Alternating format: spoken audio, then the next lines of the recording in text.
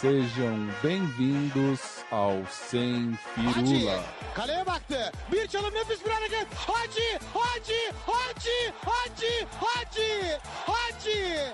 İşte muhteşem bir gol.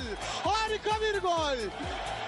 Büyük ustadan Viyana'da harika bir... Boa noite, estamos começando a 7ª edição do podcast Sem Firulas. Eu sou o Rafael Cap. Hoje, 29 de setembro de 2015. A abertura do gol do programa de hoje é um gol assinalado por Jorge Hagi no dia 11 de agosto de 1999 contra o Rapid de Viena. E agora, para falar sobre esse gol, eu queria chamar o amigo Lucas Parolin, que hoje está aqui substituindo à altura o nosso Fábio Felice. Boa noite, Parolin, seja bem-vindo. O que você tem para falar sobre esse gol pra gente? Ô, Cap, muito boa noite. Não sei se é muita altura do Felice, hein, mas vamos tentar aí. Cara, vou pular um pouquinho do autor do gol aí, vou falar um pouco do time. Cara, era um timaço, eles foram campeões da Copa UEFA nesse ano. Tinha no gol o Tafarel, que não preciso nem explicar quem era o Tafarel, né? Tinham aí 6 jogadores que foram terceiro colocado na Copa de 2002 com a Turquia, inclusive o capitão Sukur, que ainda é, né, a lenda turca. E tinha também aquele coitado mesmo do Hakan, que foi quem chutou a bola no Rivaldo naquele jogo, que todo mundo lembra, da primeira fase... A abertura do jogo do Brasil. A abertura do jogo do Brasil, isso, que o Rivaldo depois, né, levou a multa. Bom, todo mundo lembra dessa história. E tinha também um cara que, assim, tive que resgatar da minha memória, o zagueiro Capone, um brasileiro aí, que era um desses Highlanders, né, do futebol. Jogou na Ponte, no São Paulo, no Juventude, Corinthians, Atlético Paranaense, Grêmio. Foi pro Japão, um desses aí. Mas era um timaço, cara. Pena que eu não tô falando muito do Hagi, que era o melhor jogador desse time mesmo, mas o resto do time não fazia muito feio, não. Bom, mas quem quiser, é só procurar esse gol, que não precisa nem falar do Hagi, o gol fala por si só, não é verdade, Vidiz? Boa noite. É isso aí, boa noite, Rafael Cap, bom dia, centralinos, boa tarde, firuleiros. Eu decidi falar do Hagi, porque pra mim ele é um dos craques mais menosprezados do futebol. Não sei se por ser romeno ou se por ter tido passagens pouco relevantes no Barça e no Real, mas o fato é que ele é muito menos cultuado do que ele merecia, né? Ele era um jogador extremamente perigoso, insinuante, surpreendia a todos, como naquele gol contra a Colômbia. De fato, ele era até maldoso com a bola, né? Quando ele pegava a bola, a torcida adversária já tinha aquele mau pressentimento de que alguma coisa ruim ia acontecer. E ele era chamado do Maradona romeno, não só pelo biotipo parecido com o do argentino, ou por ser canhoto também, mas por ter uma personalidade muito forte. E, enfim, a gente trouxe esse gol do Hagi não só por ele ser bonito ou pela narração empolgante dele, mas também tem a ver com o nosso convidado de hoje. Mas antes do convidado, boa noite, Guilherme Dorff. Muito boa noite, Rafael Cap, companheiros da mesa. Estou feliz de estar com o Parolin aqui pela primeira vez. Espero que ele possa vir em várias oportunidades. Antes de falar da história, eu vou comentar que, se não me engano, o Capone era um dos envolvidos aí na famigerada história da poltrona 23 ou poltrona 13? Eu acho que 13 não é, eu não tenho certeza se é 23, 30, mas enfim. A famosa do ônibus do Grêmio, descubra aí, os detetivões. Descubram. Ele e o Fábio Bilica. Mas falando sobre o Hagi, assim, além de Maradona Maradona europeu, né, sei lá, ele também era chamado de Maradona dos Cárpatos.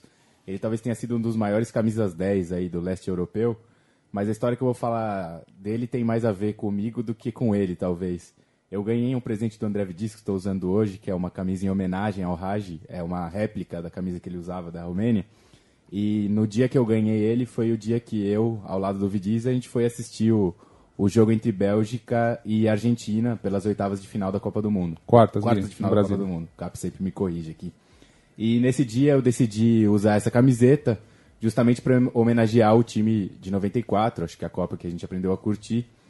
E foi o time que eliminou a Argentina naquela Copa.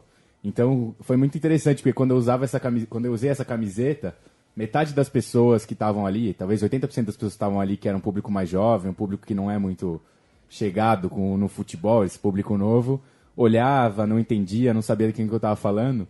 E por outro lado, virou uma coisa meio de guilda, de nicho, assim, as pessoas que olhavam e reconheciam a minha homenagem me abraçavam, falavam do time, falavam do Dimitrescu, falavam que o time jogava muito. Então foi muito interessante observar como, uma coisa que a gente vai discutir aqui mais pra frente no podcast de hoje, como uma camiseta ela pode ser tão simbólica e representar tanto para um grupo de pessoas e praticamente nada para outros. Ainda mais quando associada a atitudes provocadoras de quem a ostenta, né, Dorf? Principalmente contra a Argentina. E só que antes de passar para o nosso convidado, acho que eu esqueci, o Paroligan também não falou, o time era o Galatasaray. Esse time de 99, acho que nós não mencionamos. E tudo isso que nós escolhemos de abertura foi em função do nosso entrevistado, que agora é no próximo quadro do nosso podcast. O Sem Firulas Indica de hoje traz pra gente o João Vitor Roberge, do site craiovano.wordpress.com. E ninguém melhor do que o Vidis para fazer a introdução pra gente sobre o site, que eu sei que é quem mais estudou a pauta. Então aí manda pra gente, Vidis, conta a história do garoto que tá na Romênia e vai falar com a gente por Skype hoje. Internacional, hein? Bom, primeiro boa noite, João. Tá ouvindo? Boa noite. Tô ouvindo, tá tudo tranquilo, tá bem bacana aí o programa. Gostei das homenagens aí do gol do Raj. Depois a gente quer a tradução do que o narrador falou na hora do gol. Tá em turco, não É o vou saber mínimo. não. Puta, é em turco. Não, mas quem aprendeu romeno aprende turco também. Vacilo. Bom, Obrigado pelo voto de confiança. bom, eu vou falando aqui, você vai me corrigindo. O João, numa partida de FM, começou a se interessar pelo Universitatea Craiova. Começou a pesquisar, ir atrás e começou a acompanhar o time mesmo. A história foi evoluindo, ele aprendeu romeno para isso e decidiu fazer disso o TCC dele, né? Da Faculdade de Jornalismo. Em especial da história que o Universitatea Craiova foi desfiliado da Federação Romena e surgiram 2 pretendentes para substituí-lo, né? Para entrar, para os torcedores acompanharem e adotarem como nova identidade. Os 2 dizendo que são verdadeiros, né? Como tudo no futebol de fundação e... O time do povo romeno. Olha, vou te dizer que tem muito disso. Tem muito de time do povo romeno, cara. É um time bem envolvido na cultura romena, é um time que durante o período comunista da Romênia ele teve essa identificação porque era um time de estudantes que lutava contra o Dinamo e o Steaua, que eram os times apoiados pelo regime. Então tem muito também dessa história aí, ligado? E agora você está no final dessa viagem, né? Exatamente. Para produzir seu TCC. Como é que foi? Como que... Conta aí pra gente descobriu? como surgiu a ideia, como que tá acontecendo, Cara, quando você foi, há quanto tempo tá aí. Pois então, a ideia então surgiu aí nos idos de 2013, quando esses 2 times, né, FC Universitatea Craiova e CS Universitatea Craiova, esses 2 times aí surgiram, ou ressurgiram, né, em 2013, e os 2 diziam, não, eu sou o verdadeiro Universitatea, não, eu sou o verdadeiro Universitatea, e isso aí, a ideia surgiu daí, eu vim para a Romênia, cheguei aqui, era 12 de julho, e estou saindo agora 10 de outubro, né? Estou fazendo um TCC, que é um documentário em vídeo, e entrevistei, tem cerca de 20 entrevistas do documentário, entre jogadores, entre dirigentes, técnicos, ex-técnicos, ídolos.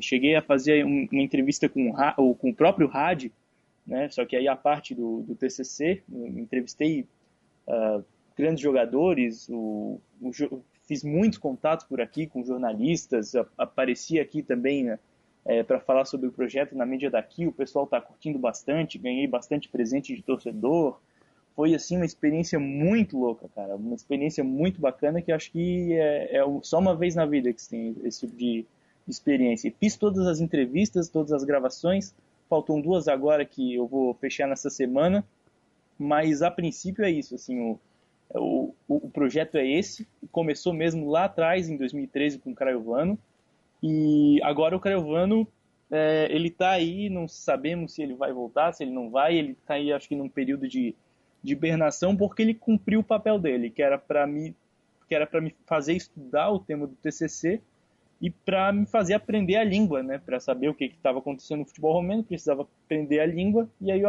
aproveitava e reproduzia isso no blog.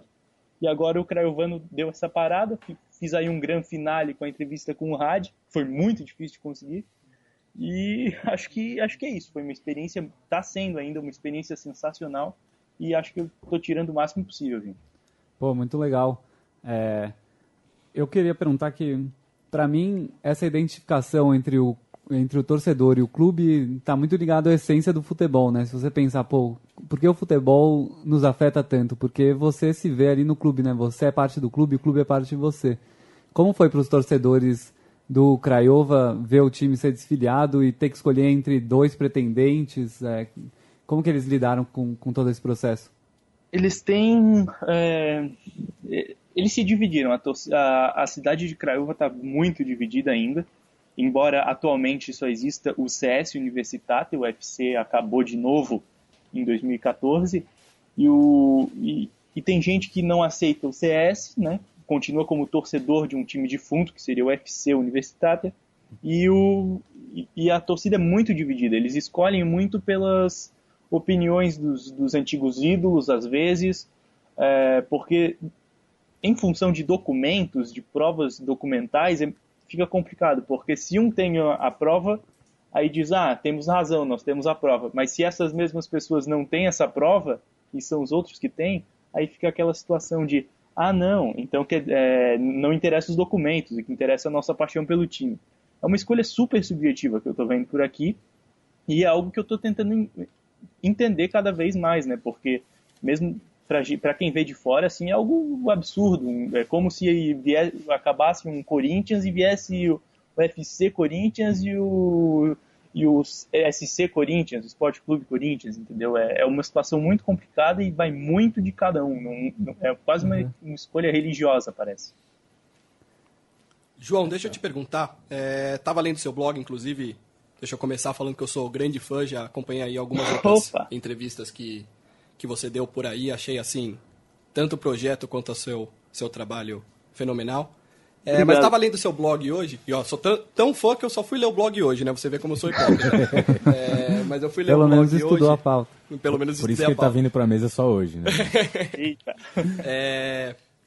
Vocês me fizeram até perder o fim da minha lembrei.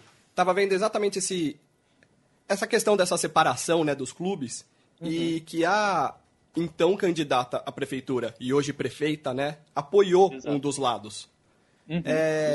E que coisa doida isso, né, a política afetando tanto o futebol assim, né? A gente vê tanto isso aqui no Brasil, mas acho que não em tão grande escala quanto nesse caso, né, que um candidato a prefeito absolutamente abraçou uma causa, né, e um lado específico dessa causa. Queria que você falasse um pouquinho aí onde você está, se a política afeta tanto assim o futebol, se existem outros casos, se você encontrou outros casos além desse, porque esse é um tópico no qual eu particularmente me interesso, a política no futebol. Pois um caso exatamente como esse aqui na Romênia é complicado porque nenhum time tem a dimensão que o Universitatea Craiova tem aqui na Romênia. Pode-se falar até de Steaua e Dinamo, só que não tem essa questão também do envolvimento político, né?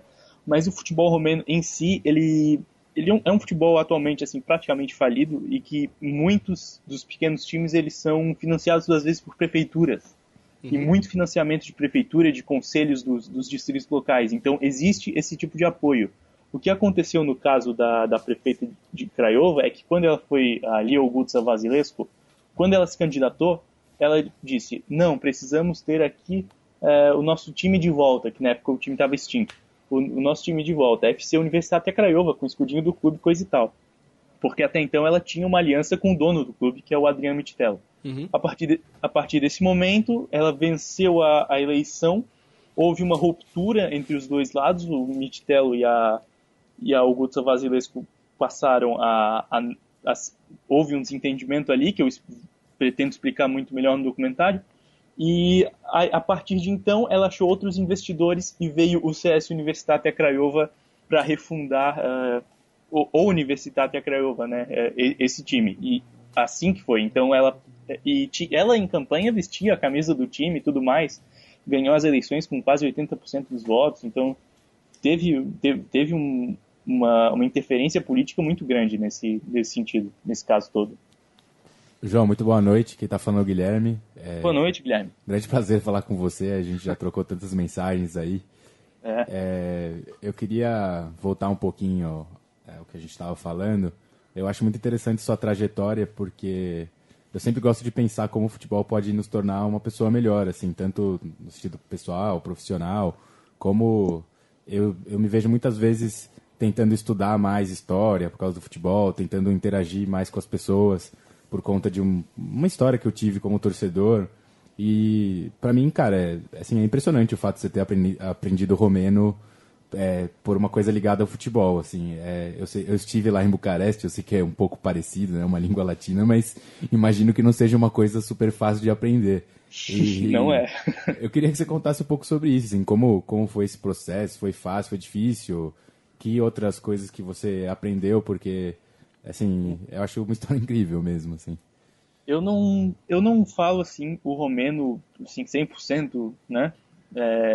Eu posso, talvez, assim, mal comparando, João, talvez um Tim Vickery, eu sabe? tenho certeza... Desculpa, João, só pra falar que eu tenho certeza que você fala melhor do que a gente. Isso eu tenho certeza absoluta. Justo. Pode ser isso, sim.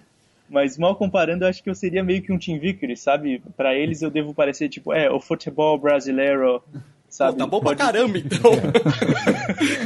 Só que falando romeno. Pouco disso, Caramba. E eu aprendi a língua, assim, sem professor, sem material didático, eu precisava entender o futebol romeno, precisava entender o contexto no que eu ia acabar mergulhando 2 anos mais tarde. E eu precisei mergulhar entre os portais de notícia e não encontrava a palavra, tentava no tradutor, quando não conseguia, eu tinha alguns contatos, alguns poucos contatos no Facebook que me ajudavam a fazer algumas traduções, contatos da Romênia, que na época aí eu fazia a comunicação em inglês. E foi um aprendizado muito legal. Hoje eu falo muito melhor agora do que quando eu cheguei na Romênia, porque em Bucareste muita gente fala em inglês, né? Aqui, por exemplo, eu estou hospedado com a solidariedade aqui de um casal que eles falam muito bem inglês e eu falava muito bem inglês com eles. Mas quando fui para Craiova, a família que eu estava lá, eles falavam mais romeno, não era mais complicado. Então eu tive que me adaptar até com isso, assim. E esse aprendizado da língua foi um processo bem devagar, porque não era, vou aprender um dia, hoje eu vou sentar e estudar romeno. Não, foi muito no processo de fazer o blog que eu acabei aprendendo. E quando eu fui ver, já estava falando, já estava sabendo algumas palavras. Claro que não falo perfeitamente, mas consigo me comunicar, consigo conduzir as entrevistas sem nenhum problema. Isso aí acho que foi um ganho. Aí a pessoa se pergunta, né, por que tu vai aprender romeno? Pra que vai servir isso na tua vida? Já serviu muito, né? Porra. Já serviu muito até agora. Essa coisa de aprender romeno pra mim foi tão marcante que eu lembro quando, pra quem não sabe, o João, por esse envolvimento dele com um futebol distante e tão distante mesmo da gente, foi classificado como como a cara da geração PlayStation e tal. E na época eu olhei aquilo e falei, porra, se fosse comigo eu teria respondido, mano, vai tomar no cu, eu aprendi romeno para acompanhar um time e para mim isso é o contrário da geração PlayStation. Mas aí eu li um texto seu em resposta a tudo isso e achei sua resposta muito mais madura, muito mais inteligente do que aquela que eu teria tido. Que bom, essa foi a resposta oficial, né? Foi um vai tomar no cu com classe, basicamente. O que eu Cuidado falei com pra mim corporativismo, mesmo, hein, né? Vinícius? Na primeira vez que eu soube, né? Que eu pensei na hora, não foi um Entendi. pouquinho menos de classe. Mas eu acho que essa questão é meio complicada, porque as pessoas querem... Agora as pessoas querem...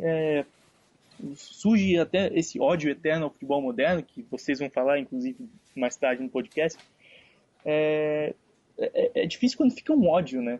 Literalmente um ódio às vezes fica. E começa a se tratar tudo que é de fora como algo ruim, né? Você tenta aprender alguma coisa de fora, não. Por que você tem que fazer aqui dentro? Você tem que torcer para aqui dentro. Pô, meu pai, nos anos 70, curtia pra caramba o Nottingham Forest. Ele é da geração PlayStation, né?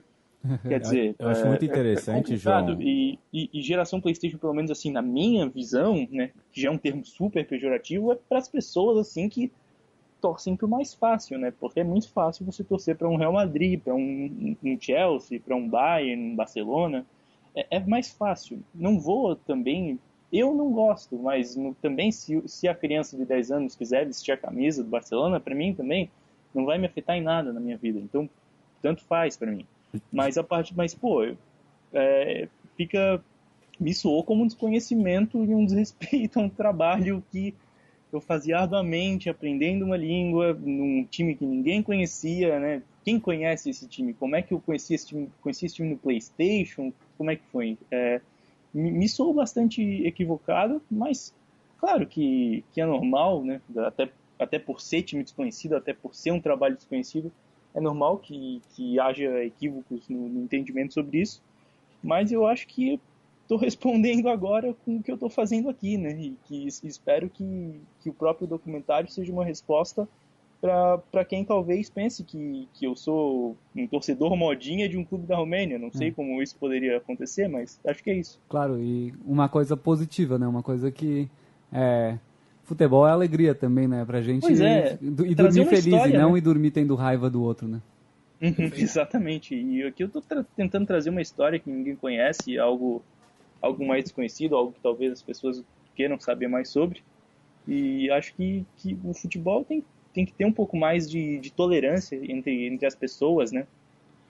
Tem também esse negócio aí de misto, né? Que não pode torcer. Pô, eu torço pro Vasco e quer dizer, eu sou de Santa Catarina. Se a pessoa não conhece o contexto do futebol, do contexto histórico do futebol de Santa Catarina, né? Fica complicado dizer que eu sou uma pessoa pior, um torcedor pior, porque eu torço pro Vasco, né? Tem tudo isso também. Então, João, eu queria agradecer de verdade a sua participação aqui com a gente. Já fica o convite aberto. Assim que você voltar, a gente queria trazer você novamente. Tem muita história boa. Espero que seus professores te deem um 10 com louvor nesse TCC. Não, se não derem, você, por favor, manda o telefone aqui deles. Que a gente resolve esse problema. Mas de verdade, obrigado, parabéns aí por tudo que você tem feito. Se você puder, eu sei que já é quase 1h aí na Romênia, mas se você puder ficar online, de repente você participa da próxima discussão aqui com a gente também. Olha, eu tô aqui agora na Romênia 1h10, mas eu tô sem horário. Eu, por mim, posso continuar, só se depende de vocês. Então vamos mandar brasa, fique conosco. Vamos mandar? Que agora nós vamos para a parte... Não sei se você já ouviu ou não ainda o nosso podcast, João. Agora nós vamos para a parte mais gostosa do podcast. Show de bola.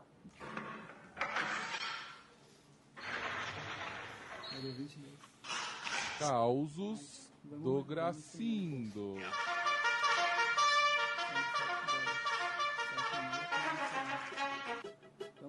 Em 1975, enquanto Bete Carvalho cantava Subia e Descia 1.800 Colinas, um grande craque subia e descia o alambrado do Pacaembu. Subi mais de 1.800 colinas. O jovem Sócrates brasileiro cursava medicina em Ribeirão Preto e tinha uma prova importante e inadiável para ser feita na tarde daquela quinta-feira, dia 29 de maio de 1975. Então, não veio com a delegação do Botafogo para o Pacaembu, onde seu time enfrentaria o Corinthians, a partir do excelente horário para os torcedores de 20h30, também conhecido como 8h30 da noite. Mas Sócrates combinou com o técnico Thierry que faria a prova e seguiria de carro para São Paulo, a tempo de jogar. Assim foi feito, mas devido ao lento trânsito na capital, já problemático 40 anos atrás, só chegou nos arredores do estádio 30 minutos antes do jogo começar. Desceu correndo do veículo e seguiu ainda por uns 200 metros até o principal portão de entrada pela Praça Charles Miller. Ali chegando, identificou seus policiais nas catracas, dizendo que era jogador do Botafogo e precisava entrar para disputar a partida, e que não tinha mais tempo de dar a volta no estádio e entrar pelo lado do tobogã, por onde entram os ônibus dos clubes. Os guardas riram na cara do Sócrates e ainda disseram que já tinham ouvido várias conversas fiadas de torcedores para entrar no estádio sem pagar ingresso, mas que aquela era a mais cara de pau de toda a história. E emendaram: "Ô grandão, É melhor você sumir logo daqui e parar com essa conversa mole, senão nós vamos encher você de porrada. Sócrates, então, foi até a bilheteria, comprou um ingresso de arquibancada para poder passar na catraca e entrar no estádio. Bem, já lá dentro, grudou-se no alambrado, deu uns gritos e foi identificado por um repórter que já estava dentro de campo. Esse cara então chamou o massagista do Botafogo e rapidamente ajudaram o Magrão a escalar o alambrado e pular para dentro do campo, para seguir ao vestiário, uniformizar-se e disputar a partida. Naquela noite, o Botinha de Ribeirão, por conta disso tudo, entrou em campo com uns 10 minutos de atraso e o primeiro tempo terminou 1-1, com gols dos futuros e até inimagináveis ídolos, Basílio para o Corinthians e Sócrates para o Botafogo. E o final do jogo foi 4-1 para o Corinthians. Jogo que Sócrates pagou o ingresso para jogar, para marcar um gol e exatamente contra o time em que viria a ser o maior ídolo de sua história. Boa noite, Walter Falseta, Múcio Rodolfo, Leandro Bergamin, Anderson Moraes e Rafael Castilho. Post Chuteira Preta. O post Chuteira Preta escolhido para essa semana tem o título do ódio ao conforto do blog Chuteira Preta, nome muito conveniente, do Globo Esporte. E eu queria aqui chamar o Gui para explicar para a gente por que esse foi escolhido o post Chuteira Preta da semana, Gui. Bom, primeiro de tudo, vamos comemorar que é mais uma semana sem escanteio curto, todos os escanteios batidos regularmente para a área. Esse é um texto muito gostoso de ler, um texto do caralho. E eu vou falar sobre o que ele se trata e a gente vai fazer uma dinâmica um pouco diferente. Eu vou quebrando, decupando ele em partes e vou abrir para todo mundo participar, porque ele é um tema muito bom para ser debatido. Em linhas gerais, o que não é nenhuma afirmação, mas o que o autor ele discute é se o ódio tão forte que a gente está formando sobre o futebol moderno, se esse ódio, nas características que ele está sendo feito, ele não se manifesta como... ele não constitui um mercado. Essa é a questão principal do texto que a gente vai debater aqui.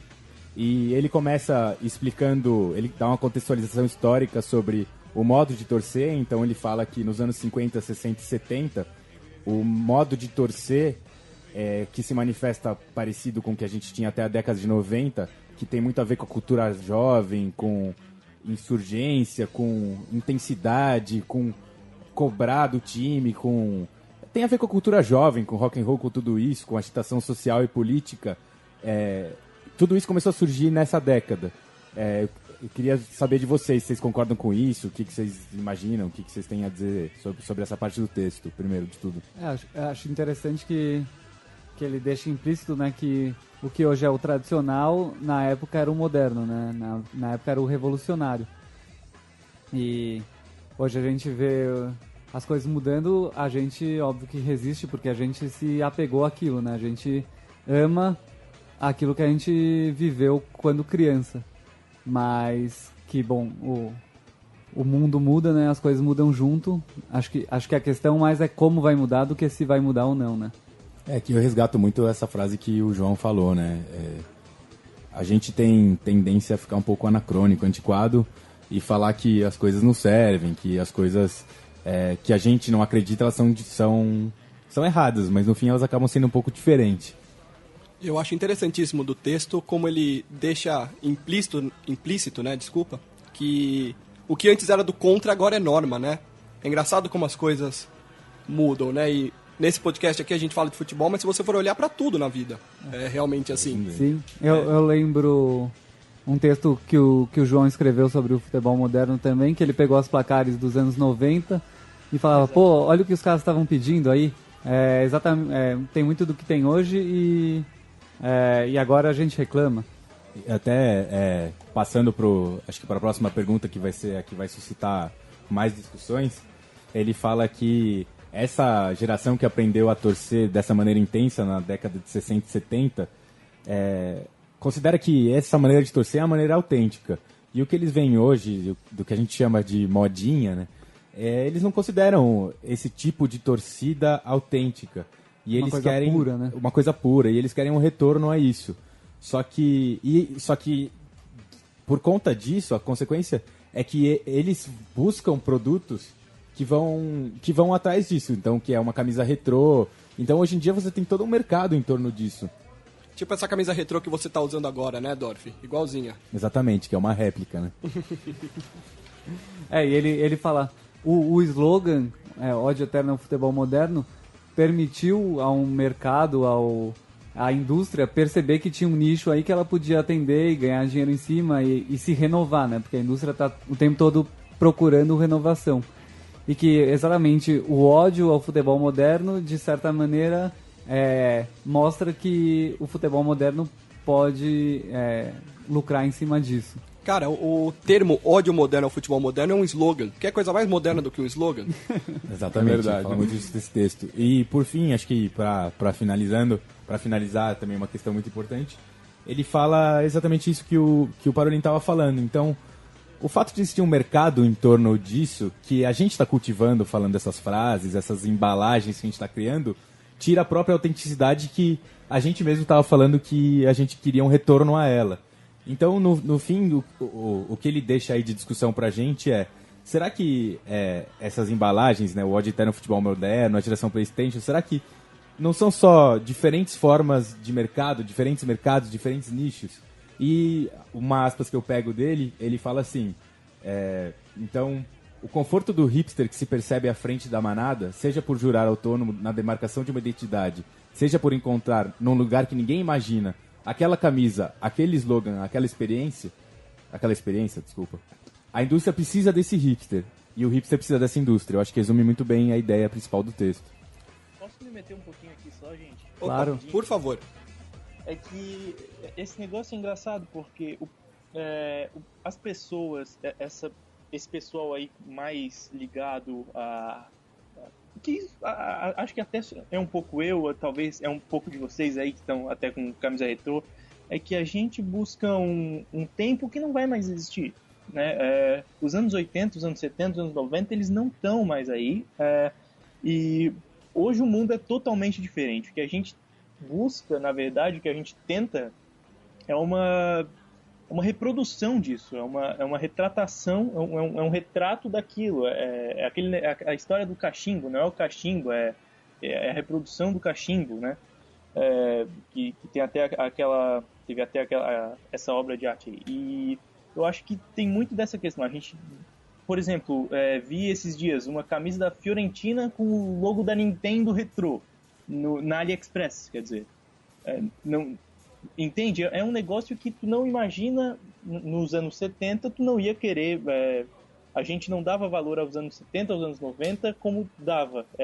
A gente queria um futebol moderno e agora a gente quer a reprodução desse futebol mais romântico, mais retrô, com a chuteira preta, com a camisa por dentro, com os uniformes e tudo mais, com outro tipo de comportamento, mesmo nos estádios. Então eu acho que esse tempo não vai voltar e a gente tem que aceitar isso um pouco. Sim. Que é algo do mundo, né? Não do pelo futebol. menos respeitando o outro lado. Sim. O nome disso é nostalgia, né? Nostalgia Exatamente. existe desde 1900 e bolinha e vai sempre existir.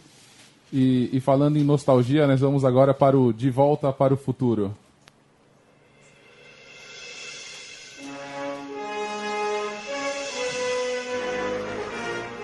De Volta para o Futuro. O De Volta para o Futuro dessa semana vem do dia 11 de julho de 1993, do jornal A Folha de São Paulo, com o título Titulares de Parreira perdem para os reservas. E essa matéria foi a escolhida porque nós estamos agora na véspera aí de começar as eliminatórias para a Copa do Mundo.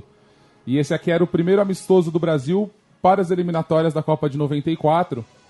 E o texto disse que no coletivo da seleção, o time reserva, que não era inferior ao titular, venceu por 1-0. E aí eu só queria aqui dar os times para a gente voltar a relembrar, principalmente a nossa primeira Copa aqui da maioria dos meninos, que foi a de 94. O time titular era formado por Tafarel, Jorginho, Ricardo Rocha, Ricardo Gomes e Branco. Mauro Silva, Luiz Henrique, que eu não faço a menor ideia de quem seja. Raí, Zico, Bebeto e Careca. E foi vencido pelos reservas que tinham Zete, Cafu, Valber, Márcio Santos e Leonardo, Dunga, Paulinha, Valdo e Elivelton, Fábio Veloso, que eu também não faço ideia de quem seja, e Evair. Cap, jogo rápido pra você. Brasil de 94 ou Brasil de 82? Ah, para com isso. Uma resposta. só. Eu sempre prefiro o time campeão, então eu prefiro o de 94. Dorf, eu gosto muito de você, Geração mas não 94. Geração 94. Dorf, eu gosto muito de você, mas não existe pergunta mais clichê do que essa no mundo do futebol O brasileiro. Parolinha acabou de confessar aqui que ele não Mata-mata, pontos acompanhou a corridos. Copa de 94. Olha, eu nasci em 91, não acompanhei. Eu queria... boa. Mas tem muita Copa ainda, Parolas, pra acompanhar. Eu nasci Será? em 94, não acompanhei. Ih, rapaz, tá pior que o Samir esse aí, viu? Obrigado, Gracindo, Dorf e Parolim pela participação hoje. Vidiz, Lucas aqui na mesa com a gente. Obrigado, Central 3. Até semana que vem. Boa noite a todos. Boa tchau, noite, tchau. Samir. Boa noite.